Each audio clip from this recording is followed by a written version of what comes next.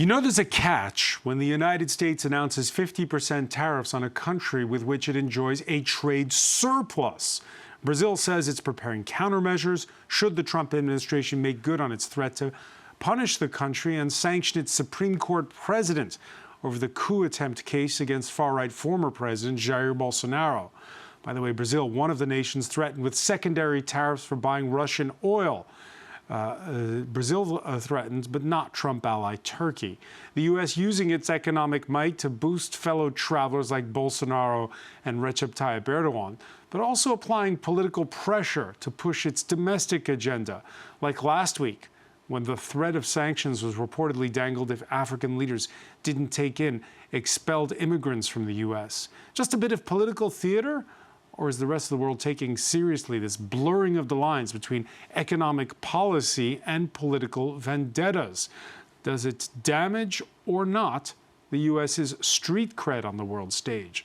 And what's the right response when your nation gets hit with one of those surprise letters from Washington with a tariff threat? Today in the France 24 debate, what are the consequences of vendetta diplomacy? Joining us from London, he knows a thing or two about the erosion of rule of law. Bill Browder, CEO of Hermitage Capital, whose books include Red Notice, a true story of high finance murder and one man's fight for justice. This about Russia. Thank you for being with us here in the France 24 debate. Great to be here. From New York, Brazilian investigative reporter and columnist Jamil Chada. Good to see you. Good to see you, Francois. Andrei Luzakug-Petri is president of the Joint European Disruptive Initiative. Tell us in a word what JEDI is. It's the European Agency for Advanced Research. So we make sure that Europe stays ahead of the game in the technological century. Ahead of the game? Absolutely. Okay. It's not about following. Reminder, if you're on the go, you can listen to the show wherever podcasts are streamed. Let's begin with a discussion about jabuticaba, the thumb-sized Brazilian grape tree fruit. Add jabuticadas to Donald Trump's tariffs, and you got the kind of viral video that's enough to lift your sagging poll numbers. I came to eat jabuticaba in the morning because I doubt that anyone who eats jabuticaba will be in a bad mood. I'm going to bring jabuticaba to you, President Trump, and you'll see that the guy who eats jabuticaba in the morning in a country where he only has jabuticaba doesn't need trade wars. He needs a lot of unity and diplomatic relations. That's it.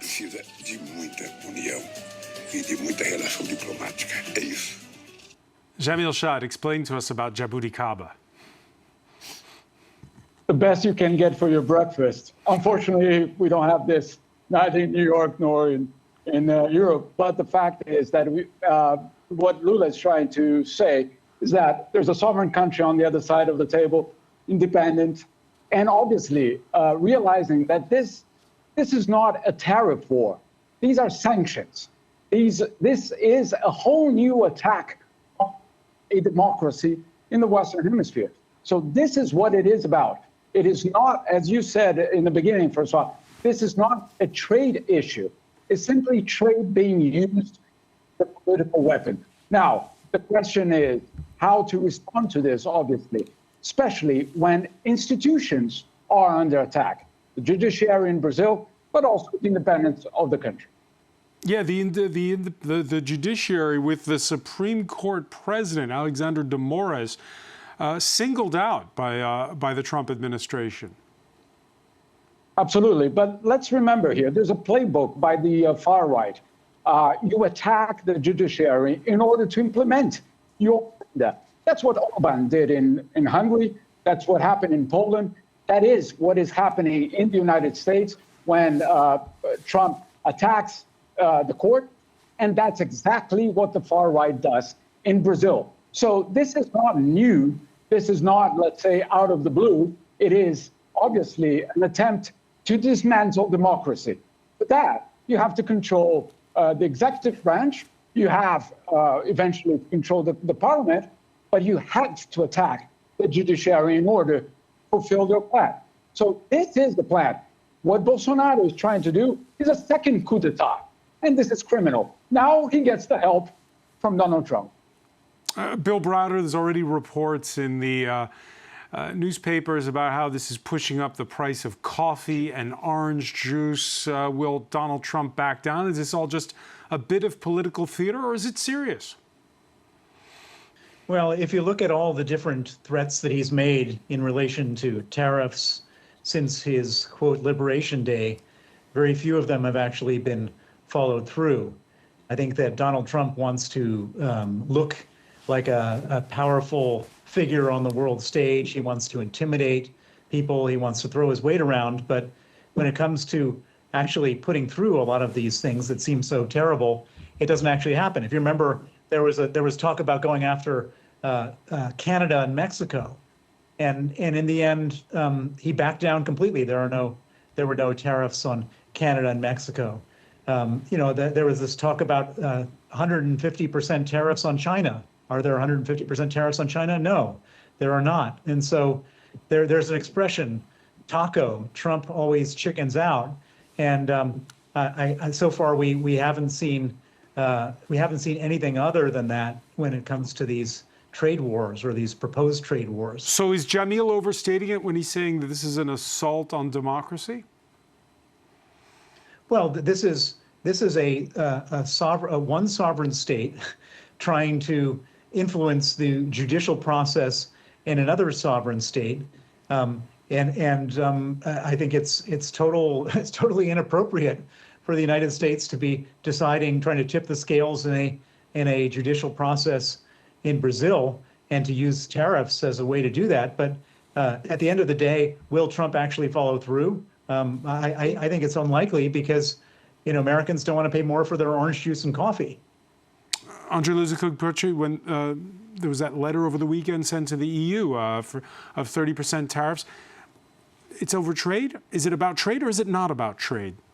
I think it's simply about coercion. So I think we have currently indeed a strong man in Washington who tries to create fear among his other partners. And the only response here is be extremely firm and being extremely strategic. I mean, what the Brazilians and what all democratic countries should do is reaffirm the independence of the judiciary, so stay very firm on their value, and probably depart from what I feel happening right now in European countries, a sort of, wait and see conciliatory move.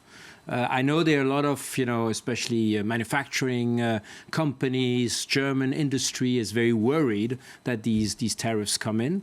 The only response they'll be hit to this, hard, particularly when it comes to aluminum and this sort of absolutely. thing. But I think, giving in would only be worse because that would credit taco diplomacy, that's absolutely a term that is used in financial market, that actually people are backing off, is to be firm and to let the storm go away, but in no way trying to be conciliatory. There's one counterexample, which I think is a scandal, is how the G7 accepted on Trump's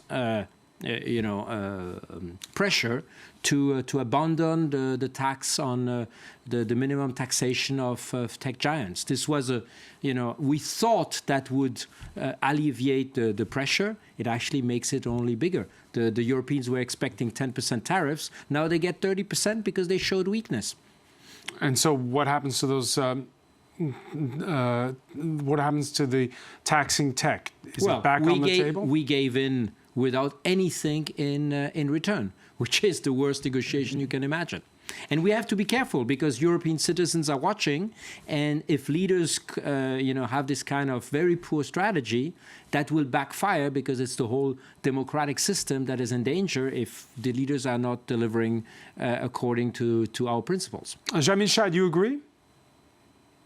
Absolutely. In fact, in the beginning of this process, the question from the U.S. to Brazil was, look, we are worried about the ethanol tariffs in Brazil.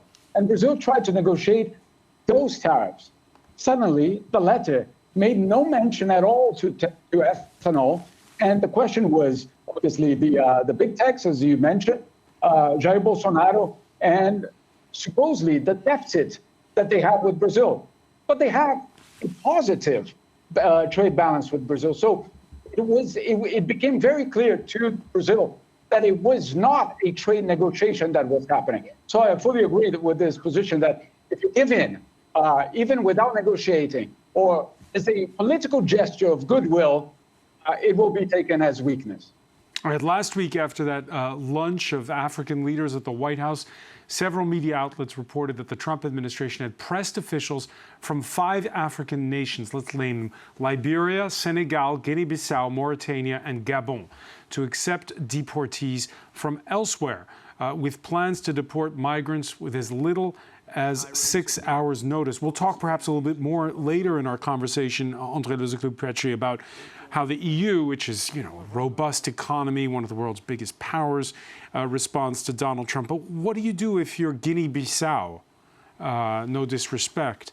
How do you answer when you're getting pressure from Washington? Well, we are a little bit at the crossroad now. Either President Trump will be successful at basically fragmenting the world and making deals with each country, small or big, or at the contrary, it will create a sort of a new solidarity.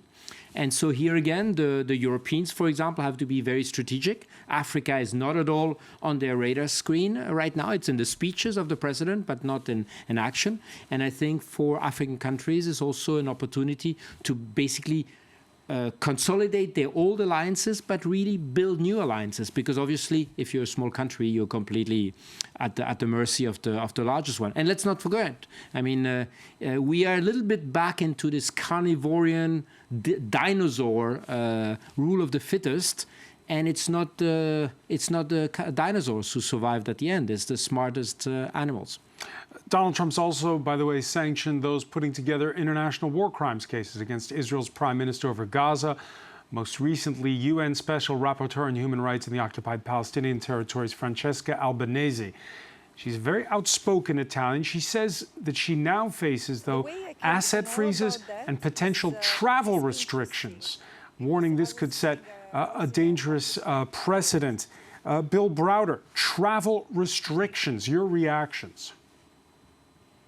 Well, I was one of the people responsible for the law, the Magnitzky Act, which was named after my murdered lawyer, Sergei Magnitzky, to impose travel restrictions and visa and asset freezes on human rights violators and kleptocrats. So the Magnitzky Act was this law that was put in place.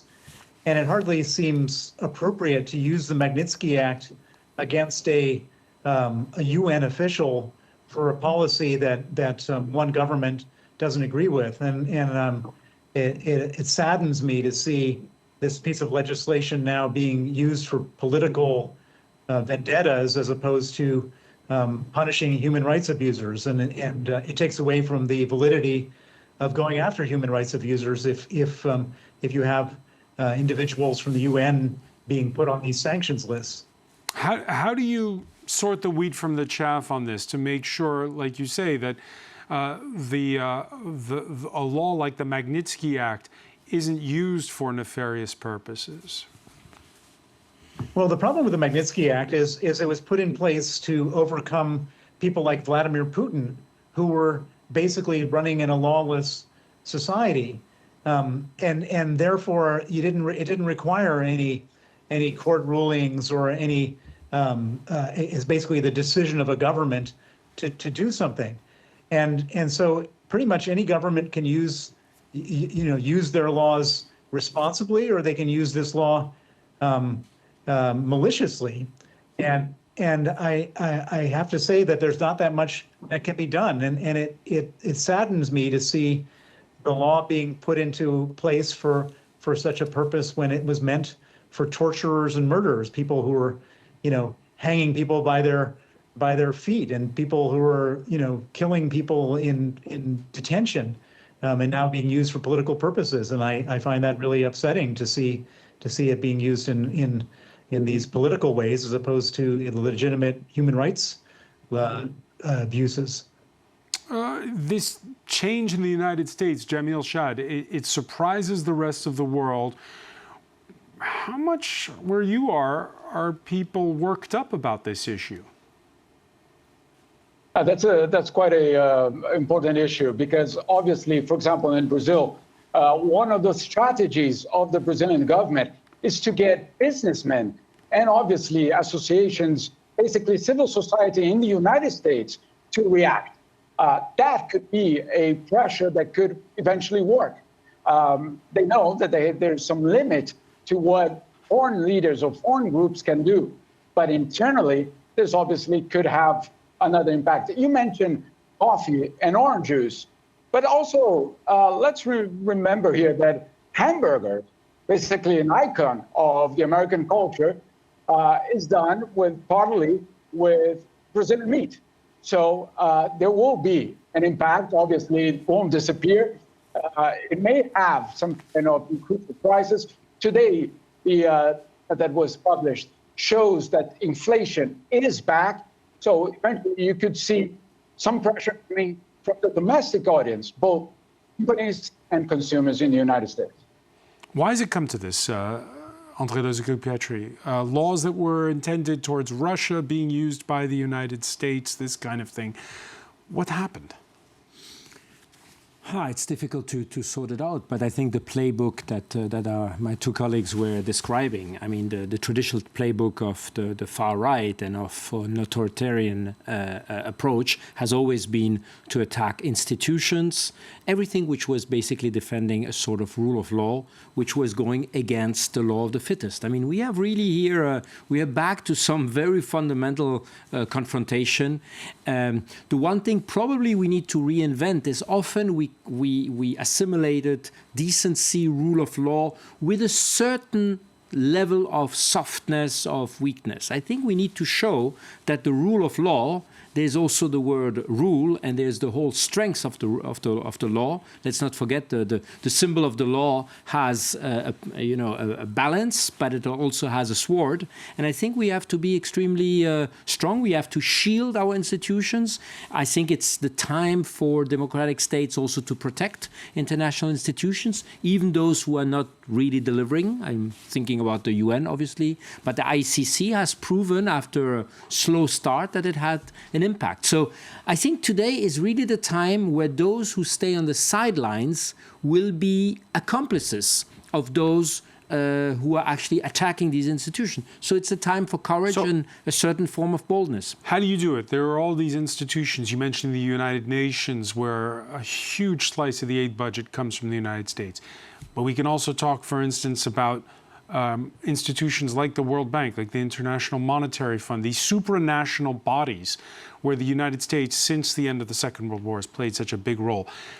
How do you fight this, what seems like an uphill battle at this point almost? Well, I think first we need to take away the arguments that are used for opponents. I mean, the argument of bureaucracy, the argument of slowness, the argument of, process over impact.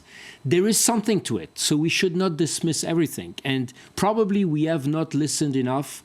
I'm thinking of institutions like the World Bank. I don't want to single it out, or the UN, who obviously in the last decades failed to adapt to a world where you need to be faster, leaner, and more impactful. But let's not throw the baby with the whole bath.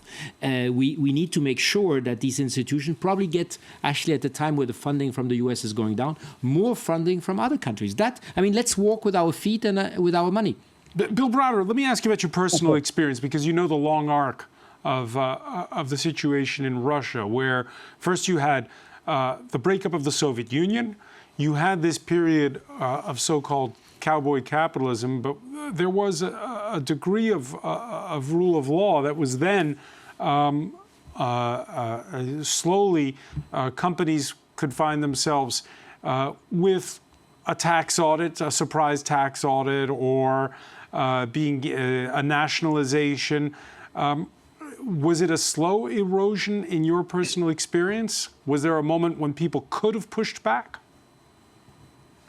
Well, so although all this started in Russia 25 years ago when Vladimir Putin came to power, and he came to power off the back of a total chaos that was taking place under Boris Yeltsin, the former president. And so Putin said, we're going to knock a few heads around, we're going to be tough guys, and we're going to bring some order back to the country. And everybody said, great, we want order. And as part of his bringing order, he said, okay, we can no longer have regional governors be democratically elected. They've got to be appointed. And then all of a sudden, judges were all scared to death if they ruled against the government that they would be put in jail. And then journalists started getting killed.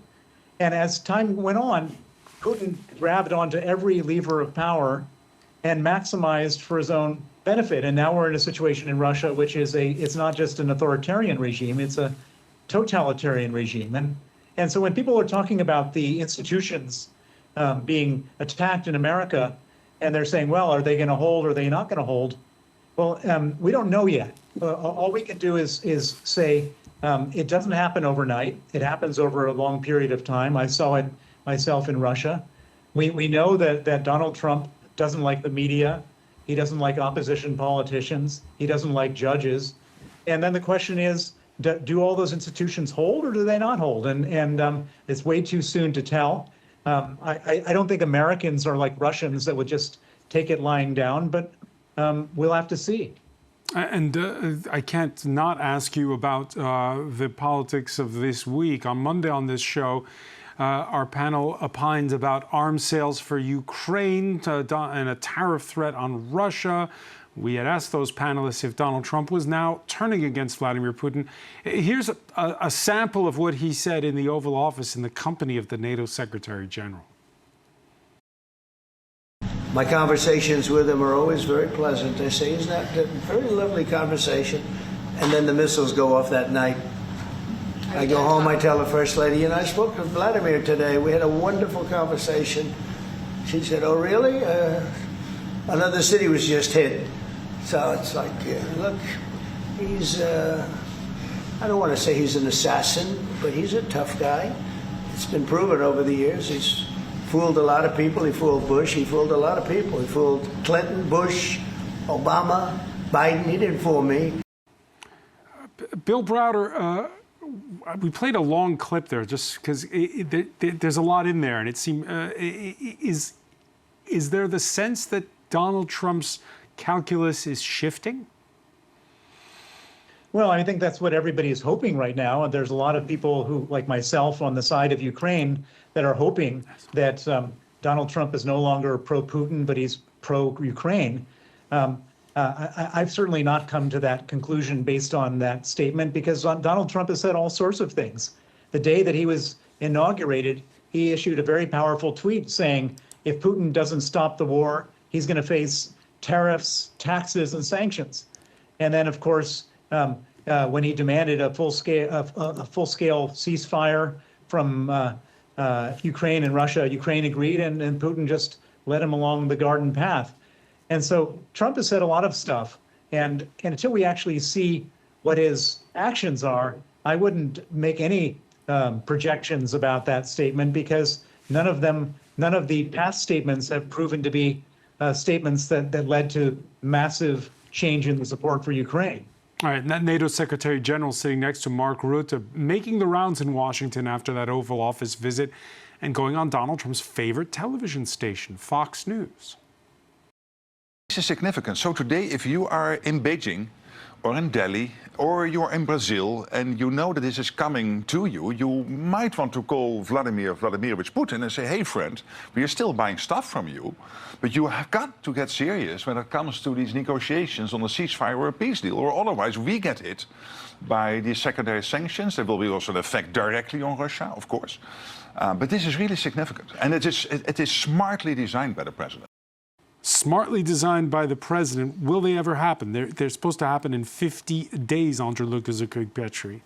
Yeah, just to come back on the previous comment by Bill, I think he's completely right. I mean, action talks. It's so interesting to see all these world leaders who basically, as soon as they hear anything that goes into their direction or a more rational way of thinking, think, wow, now the president. But you get the sense with Mark Rutte that he's trying to steer Donald Trump, that he's addressing Donald Trump with that comment. Absolutely, but I think it's really misunderstanding completely the person, and I'm not a psychologist, but apparently the Secretary General of NATO is not a psychologist either. Okay, so let's take it at face value. Those secondary sanctions, what are the chances? Well, of the those chances, I mean, what is sure is that the strategy, if it's a strategy, is to exert indirect pressure and but I think it's, again, betting on rationality. I think the two examples he gave especially on China, today China as well as Russia are not always acting rationally. Otherwise, they would not do what they do. Not acting rationally in the case of China. In the case of China, I mean, the shift happened probably in the mid-2010s when Xi Jinping came to power, and where suddenly ideology ranked first compared to the last 35 years, where obviously market economy, development of the country ranked first. Now, obviously, things like Taiwan would be terrible for China, but it is still a strategic objective for the Communist Party. So I think we have to be extremely careful to read other countries and other leaders with our rational eyes. The only protection we have is to have a spine, to stick to our values, and to make sure that we judge leaders on face value and on their actions, not on their speeches. Again, I'm going to try to take at face value, Jamil Shad, what we heard from the NATO Secretary General in that clip. If they do tighten the screws on the likes of Brazil buying discounted Russian oil, what will happen? What will be the consequences? Well, certainly there will be an economic trade consequence. By no means this is disregard. But to think that this will allow Brazil to put pressure on Russia to stop war, that Brazil is not part of it, I really don't see this happening. I really, talking to the Brazilian government, as I do absolutely every day, I don't see either the influence that Brazil would have to do such a move, nor the interest, basically, to get involved in that path of threatening actions and mediating some kind of a solution in order to avoid a sanction or to avoid some kind of loss. This is not a negotiation. This is a threat. It's something else. It's a threat. Now, we've seen the headlines, Jamil, that this is going to push Brazil closer to China and further from the United States.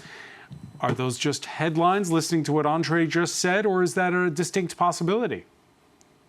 No, not at all. It is not it is the reality, basically, today, but not only with China. What the Brazilian government was doing this morning was basically mapping with the private sector where could Brazil sort out the exportations that were going to the United States.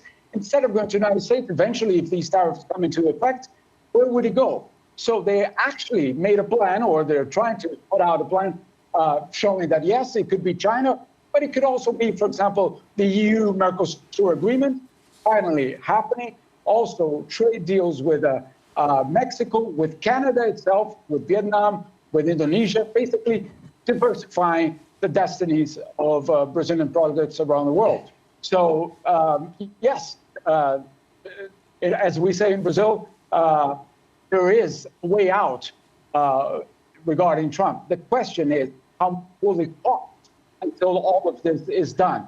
Eventually, for example, if these tariffs are to be put into effect in Brazil, the initial cost will be 110,000 jobs in Brazil, and obviously to the most vulnerable, to the poorest of the society.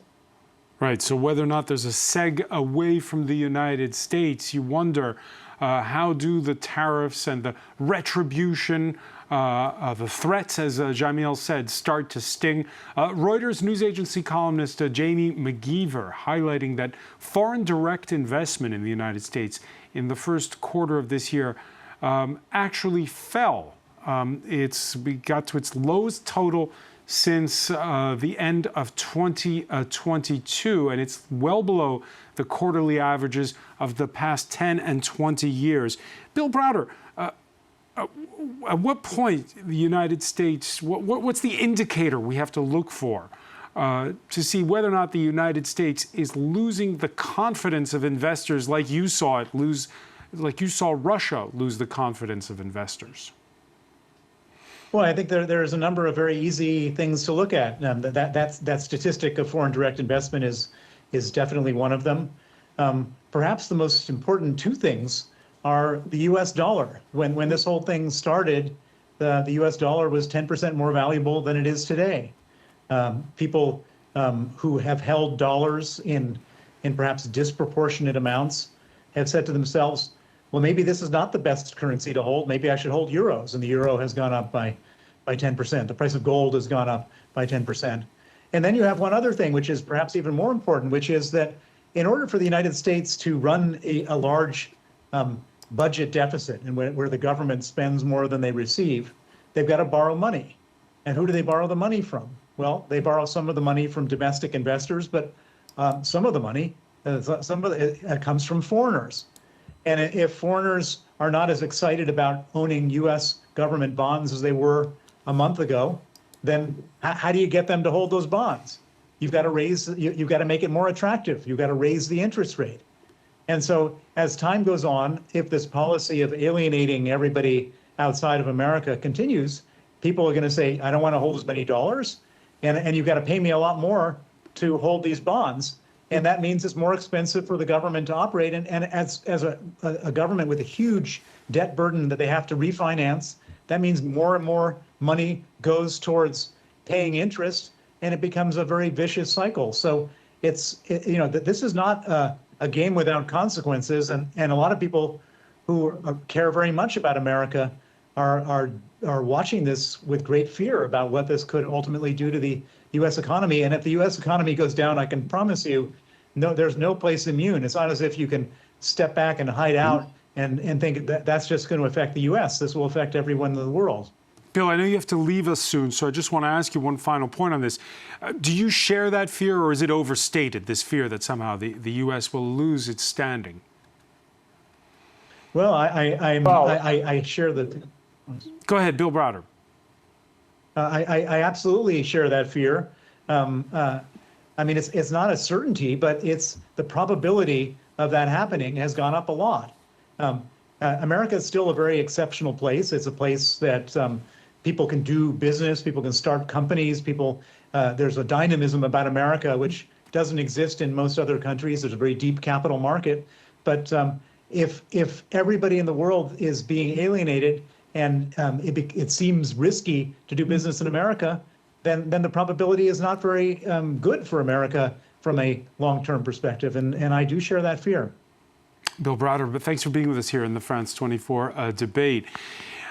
I want to turn to you, Andrei Lizakug-Petri, on this point, because if you look at the numbers, yes, the foreign direct investment is down, but the United States is still the country by far that attracts the most of that FDI, as it's called. No, absolutely. And it's actually not the U.S. be having no alternative, basically, in terms of depth of the financial markets and the entrepreneurial spirit. I mean, they own financial markets and they own the internet. Yeah, we just heard, for example, this morning the latest quarterly results of J.P. Morgan, the largest U.S. bank, which are stellar, right?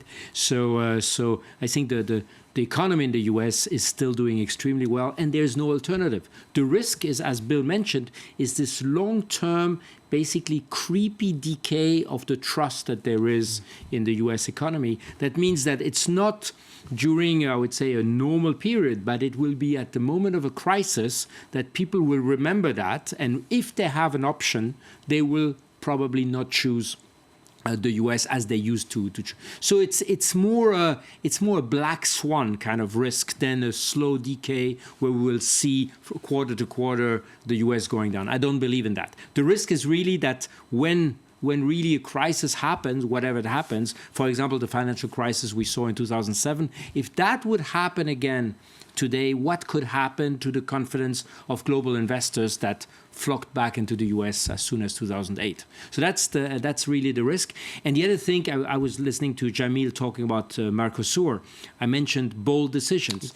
This long-standing Mercosur, the South American trading bloc. The trading bloc and the agreement that have been discussed between the EU and Mercosur for decades now. That's where we need political courageous decision. It's an opportunity for the EU to finally affirm itself as an alternative, as a sound, solid, rule of law based alternative.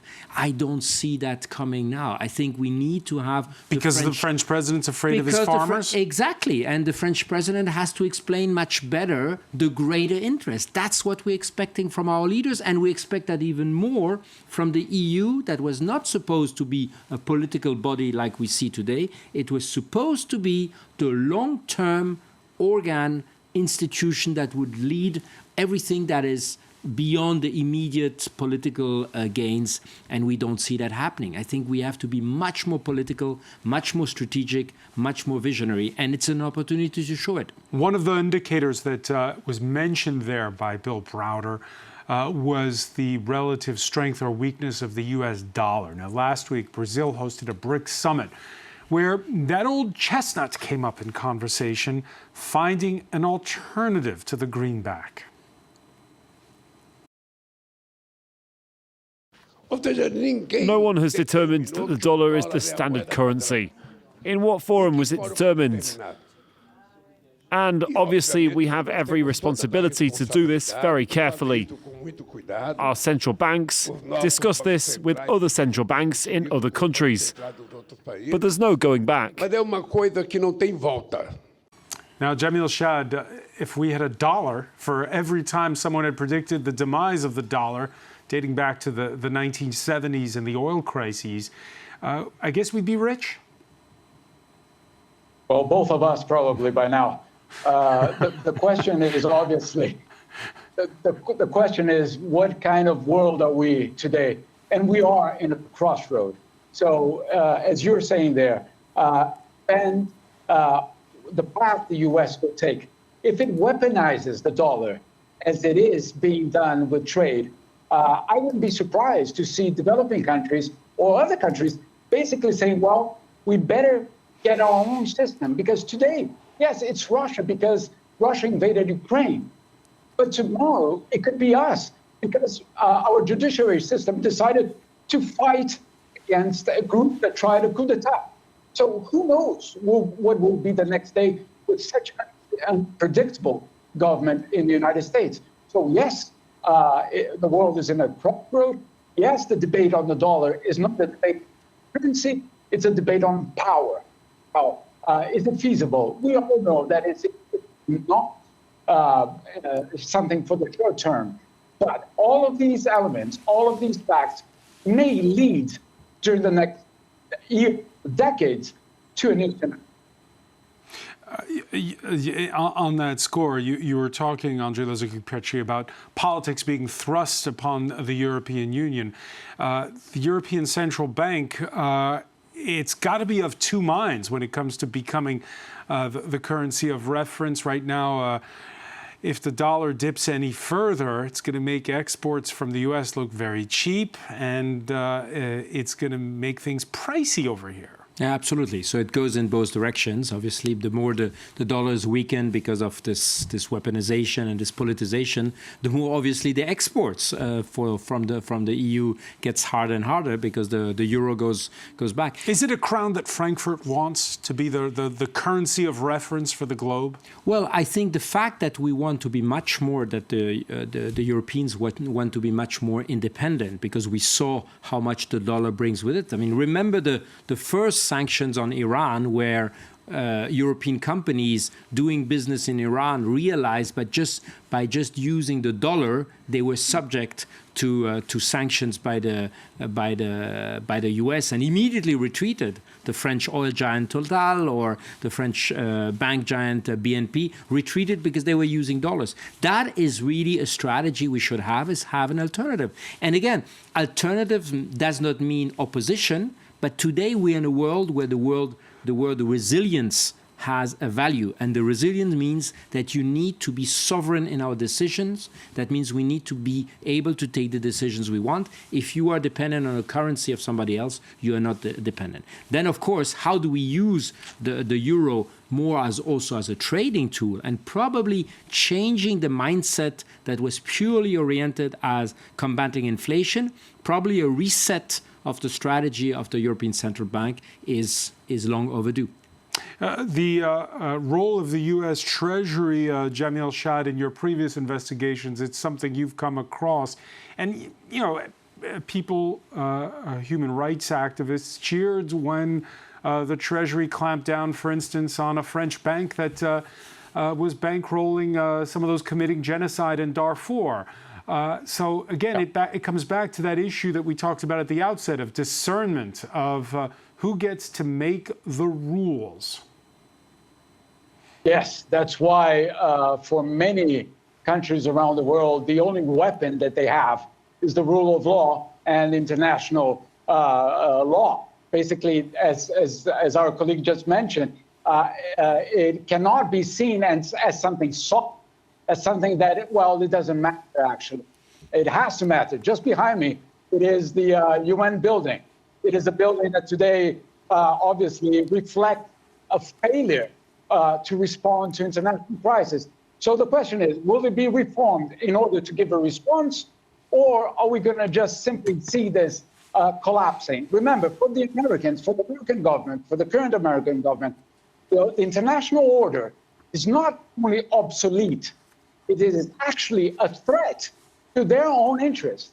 So that is why they want to dismantle this order, because it basically puts them in question for the 21st century. So let's make it very clear here. For most of the countries in the world, countries that have no nuclear weapon, or that do not have a huge economic base, the only weapon is international law. We'll have to leave it there for now. Jamil Shad, I want to thank you so much for joining us from the banks of the East River in New York City. I want to thank as well André Lozikug-Petri. Thank you for being with us here in the France 24 debate.